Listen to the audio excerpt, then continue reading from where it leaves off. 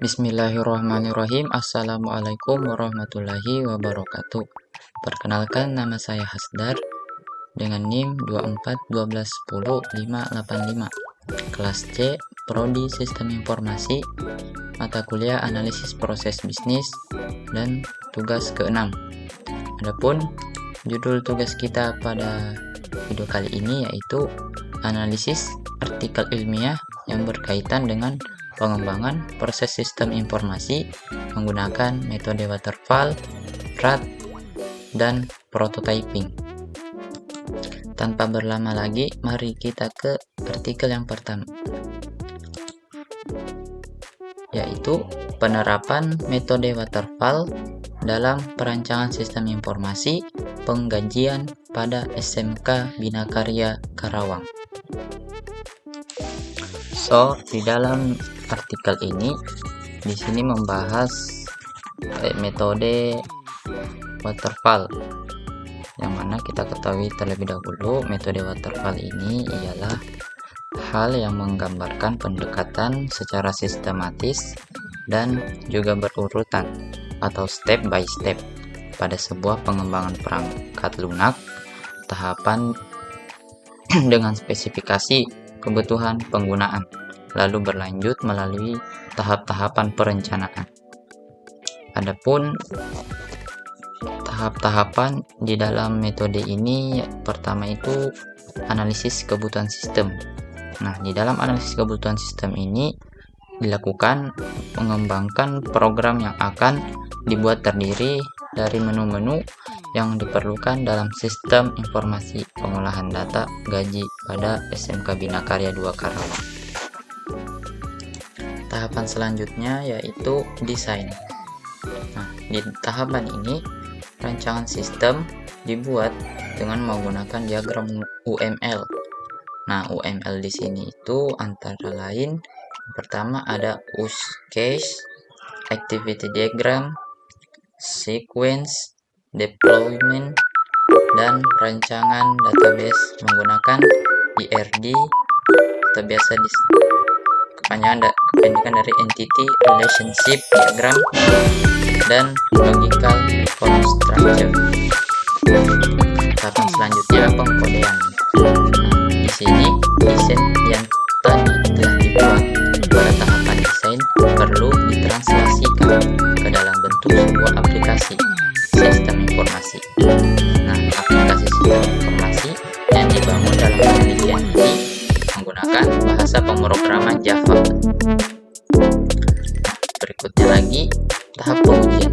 Nah, di sini tahap pengujiannya dilakukan dengan cara mendeskripsikan hasil pengkodean tadi dengan menggunakan black box testing untuk pengujian, mana dimaksudkan untuk mengetahui apakah fungsi-fungsi pada program berjalan sesuai dengan spesifikasi yang dibutuhkan atau yang diminta oleh user.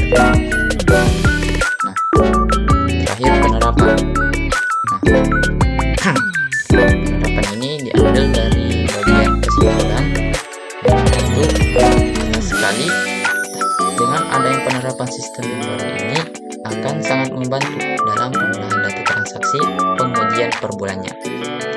Sistem informasi pengolahan data penggajian ini dalam menjalankan sistem baru akan menjadi lebih mudah dalam pengolahan data, pencatatan menjadi lebih efektif, efisien, dan laporan yang dihasilkan pun lebih akurat. Itulah tadi sedikit penjelasan dari metode waterfall pada artikel ini. Kita ke artikel yang berikutnya, yaitu pengembangan sistem informasi monitoring prakrin dengan model RAT atau Rapid Application Development. Nah, jadi di artikel ini di sini itu membahas metode RAT atau biasa disebut dengan Rapid Application Development. Nah, apa sih itu metode Rapid Application Development? Nah, metode ini ialah mode siklus hidup pengembangan sistem yang diperuntukkan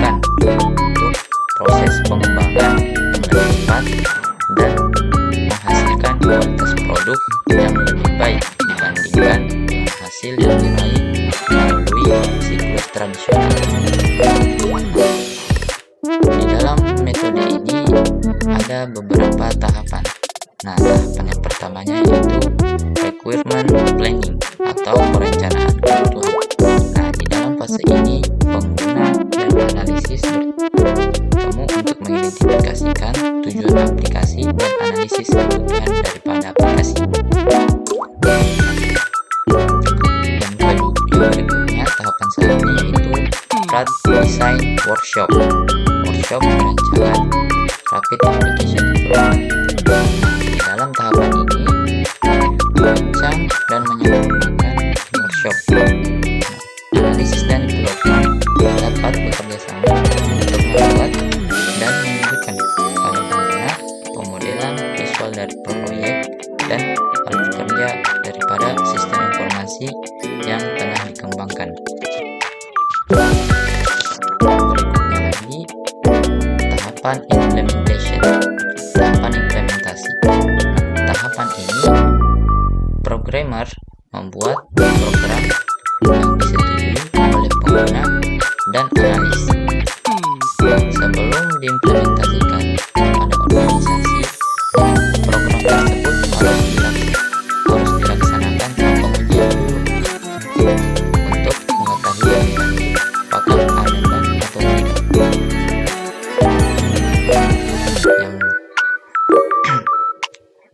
Kesimpulan dari metode ini pada artikel ini yaitu pengembangan sistem informasi monitoring praktik kerja industri, atau yang di judul artikel kita ini yaitu Prakrin.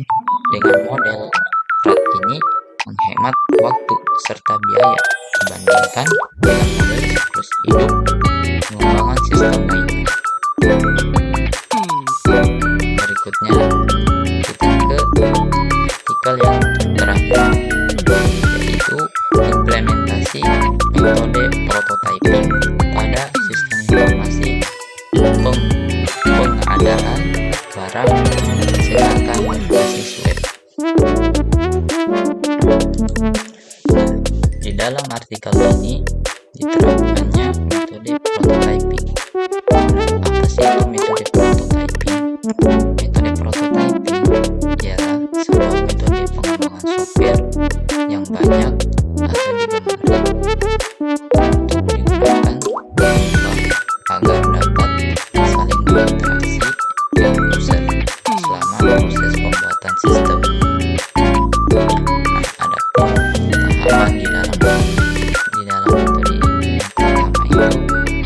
Yang pertama itu pengembangan pertemuan para stakeholder untuk menentukan perangkat lunak yang saat itu diketahui dan untuk menggambarkan area-area di mana definisi lebih jauh untuk iterasi selanjutnya. Tahapan yang kedua, quick plan. Iterasi pembuatan prototipe ini dilakukan secara cepat, kemudian dilakukan pemodelan dalam bentuk rancangan cepat. Tahap berikutnya, modeling quick design. Pemodelan terancang dengan menggunakan implementasi objek, yaitu menggunakan tools UML, yaitu user case untuk mendefinisikan fungsi dari sistem, lalu ada kelas diagram untuk menunjukkan kelas-kelas pada sistemnya, dan yang terakhir activity diagram untuk menggambarkan alur proses bisnisnya. Tahapan berikutnya yaitu construction of prototype. Nah, rancangan cepat tadi itu merupakan dasar untuk memulai konstruksi pembuatan prototipe berdasarkan pada representasi aspek-aspek perangkat lunak yang akan terlihat oleh para end user, misalnya rancangan antar muka pengguna atau format tampilan. Terakhir yaitu deployment, delivery, and feedback. Nah, pengembangan prototipe diserahkan kepada stakeholder untuk mengevaluasi prototipe yang telah dibuat dan memberikan umpan balik yang akan digunakan untuk memperbaiki spesifikasi spesifikasi kebutuhan. Nah, iterasi terjadi saat pengembang melakukan perbaikan terhadap prototipe.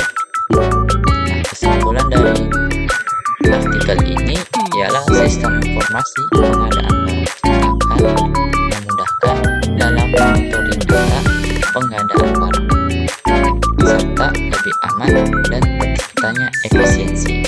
Lalu, aplikasi ini diharapkan mengurangi kesalahan pembuatan laporan realisasi pengadaan barang cetakan. Lalu, laporan realisasi pengadaan barang cetakan yang dihasilkan relatif lebih cepat dan aman. Nah, berikutnya kesimpulan dari ketiga artikel ini. Di setiap metode yang ada di dalam setiap artikel ini memiliki perbedaan di setiap metode-metodenya, yaitu yang pertama dari metode waterfall, yang mana pada metode ini yang berfokus pada proses pengerjaan yang dilakukan secara sistematis dan juga berurutan pada sebuah pengembangan perangkat lunak. Sedangkan metode yang kedua tadi yaitu metode RHAT berfokus mempercepat proses pengerjaan sebuah perangkat lunak sehingga pengerjaannya menjadi lebih cepat dan menghasilkan kualitas produk yang lebih baik ketimbang dari metode tradisional. Nah, metode yang terakhir tadi yaitu metode prototyping, di mana metode ini membuat si pengembang dan juga user dapat saling berinteraksi selama proses pembuatan sistem tersebut. Nah, baik, demikianlah dari video saya. Lebih dan kurangnya mohon dimaafkan. Saya akhiri dengan ucapan Assalamualaikum warahmatullahi wabarakatuh.